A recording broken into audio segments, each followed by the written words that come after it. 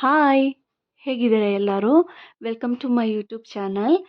ನನ್ನ ಚಾನಲ್ಗೆ ಯಾರ್ಯಾರು ಸಬ್ಸ್ಕ್ರೈಬ್ ಮಾಡ್ಕೊಂಡಿಲ್ಲ ಪ್ಲೀಸ್ ಸಬ್ಸ್ಕ್ರೈಬ್ ಮಾಡ್ಕೊಳ್ಳಿ. ಇವತ್ತಿನ ವಿಡಿಯೋದಲ್ಲಿ ನಾನು ಮೂಲಂಗಿ ಸಾಂಬಾರು ಹೇಗೆ ಸಿಂಪಲಾಗಿ ಮಾಡೋದು ಅಂತ ತೋರಿಸ್ತಾ ಇದ್ದೀನಿ. ಒಂದು ಮಿಕ್ಸಿ ಜಾರಿಗೆ 2 ಟೊಮೆಟೊ ಹಾಕ್ಕೊಂಡಿದ್ದೀನಿ. 2 ಈರುಳ್ಳಿ ಕಟ್ ಮಾಡಿ ಹಾಕ್ಕೊಂಡಿದ್ದೀನಿ. 2 ಟೊಮೆಟೊ 2 ಈರುಳ್ಳಿ ಕಟ್ ಮಾಡಿ ಹಾಕ್ಕೊಂಡಿದ್ದೀನಿ. ಒಂದು 10 ಎಸಳಷ್ಟು ಸಣ್ಣದೇ ಅದು ಬೆಳ್ಳುಳ್ಳಿ ಹಾಕಿದ್ದೀನಿ. ನೆಕ್ಸ್ಟು 1 ಸ್ಪೂನು ಖಾರ ಪುಡಿ ಹಾಕಿದ್ದೀನಿ. 1 ಸ್ಪೂನು ಸಾಂಬಾರು ಪುಡಿ ಹಾಕಿದ್ದೀನಿ. ಒಂದು ಅರ್ಧ ಸ್ಪೂನು ಅರಿಶಿನ ಪುಡಿ ಹಾಕಿದ್ದೀನಿ. ನೆಕ್ಸ್ಟು ಕಾಯಿ ತುರಿ ಹಾಕ್ತಾಯಿದ್ದೀನಿ. ಒಂದು ಹಿಡಿ ಕಾಯಿ ತುರಿ ಹಾಕಿದ್ದೀನಿ. ಒಂದು ಸ್ವಲ್ಪ ತೆಗೆದಿಟ್ಕೊತೀನಿ, ಒಗ್ಗರಣೆ ಮಾಡ್ಕೊಳಕ್ಕೆ ಬೇಕಲ್ವಾ ಅದಕ್ಕೋಸ್ಕರ. ನೆಕ್ಸ್ಟ್ ನಾನು ಯಾವ ಅಡುಗೆ ಆದರೂ ಕುಕ್ಕರಲ್ಲೇ ಆಲ್ಮೋಸ್ಟ್ ಸಾಂಬಾರುಗಳನ್ನೆಲ್ಲ ಮಾಡೋದು, ಬಿಕಾಸ್ ಬೇಳೆ ಇರುತ್ತಲ್ವ ಅದಕ್ಕೋಸ್ಕರ. ಸ್ವಲ್ಪ ಆಯಿಲ್ ಹಾಕ್ಕೊಂಡಿದ್ದೀನಿ. ಒಗ್ಗರಣೆಗೆ ಈರುಳ್ಳಿ, ಟೊಮೆಟೊ ಮತ್ತು ಕರಿಬೇವಿನ ಸೊಪ್ಪು, ಸ್ವಲ್ಪ ಕಾಯಿ ತುರಿ. ಮಸಾಲೆ ಒಂದು ಮಾಡಿಟ್ಕೊಂಡ್ರೆ ನೀವೇನು ಸಾಂಬಾರು ಮಾಡೋಕ್ಕೇನು ತುಂಬ ಹೊತ್ತು ಹಿಡಿಯಲ್ಲ. ಮಸಾಲೆ ರೆಡಿ ಮಾಡ್ಕೋಬೇಕು ಅಷ್ಟೇ. ನಾನು ಮಸಾಲೆ ತೆಗಿಬೇಕಾದ್ರೇನೆ ಒಗ್ಗರಣೆಗೂ ಅದರಲ್ಲೇ ಹೆಚ್ಕೊಂಡ್ಬಿಡ್ತೀನಿ, ಬೇಗ ಆಗುತ್ತೆ. ನೆಕ್ಸ್ಟು ಎಣ್ಣೆ ಕಾದಿದೆ. ಈಗ ಸ್ವಲ್ಪ ಸಾಸಿವೆ ಹಾಕ್ತಾಯಿದ್ದೀನಿ. ನೆಕ್ಸ್ಟು ಸಾಸಿವೆ ಎಲ್ಲ ಚಟಪಟ ಆದಮೇಲೆ ಕರ್ಬೇವಿನ ಸೊಪ್ಪು ಹಾಕ್ತಾಯಿದ್ದೀನಿ. ಕರ್ಬೇವಿನ ಸೊಪ್ಪು ಹಾಕಿದ್ರೇ ಒಗ್ಗರಣೆ ಫ್ಲೇವರ್ ಏನೋ ಒಂಥರ ತುಂಬಾ ಚೆನ್ನಾಗಿರುತ್ತೆ ವೆಜ್ಜಿಗೆ. ನೆಕ್ಸ್ಟು ಈರುಳ್ಳಿ ಹಾಕ್ತೀನಿ. ನಾನು ಯಾವುದೇ ಅಡುಗೆ ಮಾಡಬೇಕಾದ್ರೂ ಈರುಳ್ಳಿ ನೀಟಾಗಿ ಫ್ರೈ ಆಗೋ ತನಕ ವೆಯ್ಟ್ ಮಾಡ್ತೀನಿ.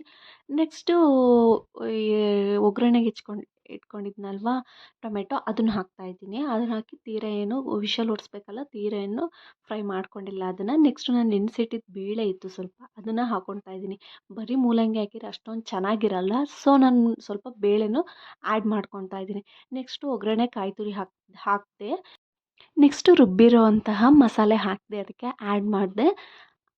ಹಾಕಿಬಿಟ್ಟು ಅದನ್ನು ನೀಟಾಗಿ ವಾಶ್ ಮಾಡಿಬಿಟ್ಟು ಹಾಕಿದ್ದೀನಿ.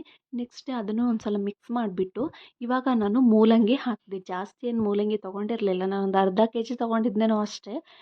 ಮೂಲಂಗಿನ ಹಾಕಿದೆ. ನಾನು ಈ ಥರ ಕೆಲವರು ಅವರವರಿಗೆ ಯಾವ ಥರ ಇಷ್ಟ ಆ ಥರ ಶೇಪಿಗೆ ಕಟ್ ಮಾಡ್ತಾರೆ. ನಾನು ರೌಂಡ್ ಶೇಪನ್ನೇ ಕಟ್ ಮಾಡಿದ್ದೀನಿ ನಾರ್ಮಲ್. ವೆಜ್ ಸಾಂಬಾರುಗಳಲ್ಲೆಲ್ಲ ಒಂದು 2 ವಿಷಲ್ ಬಂದರೆ ಸಾಕು, ಅತಿಯಾಗೇನು ಬೇಡ, 2 ಸಾಕು. ಇವಾಗ ನಾನು ಎಷ್ಟು ಬೇಕೋ ಅಷ್ಟು ಉಪ್ಪು ಹಾಕ್ತಾಯಿದ್ದೀನಿ. ನನಗೆ ಪುಡಿ ಉಪ್ಪು ಯೂಸ್ ಮಾಡೋಕ್ಕೆ ಅಷ್ಟೊಂದು ಅಳತೆ ಗೊತ್ತಾಗಲ್ಲ. ಹರಳುಪ್ಪಾದರೆ ಚೆನ್ನಾಗಿ ನಾನು ಕರೆಕ್ಟಾಗಿ ಹಾಕಿರ್ತೀನಿ. ಇವಾಗ ಅದನ್ನು ನೀಟಾಗಿ ಎಲ್ಲ ಮಿಕ್ಸ್ ಮಾಡ್ತೀನಿ. ಇನ್ನೊಂದು ಸ್ವಲ್ಪ ವಾಟರ್ ಬೇಕು ಅನಿಸುತ್ತೆ, ಸ್ವಲ್ಪ ಆ್ಯಡ್ ಮಾಡಿದೆ.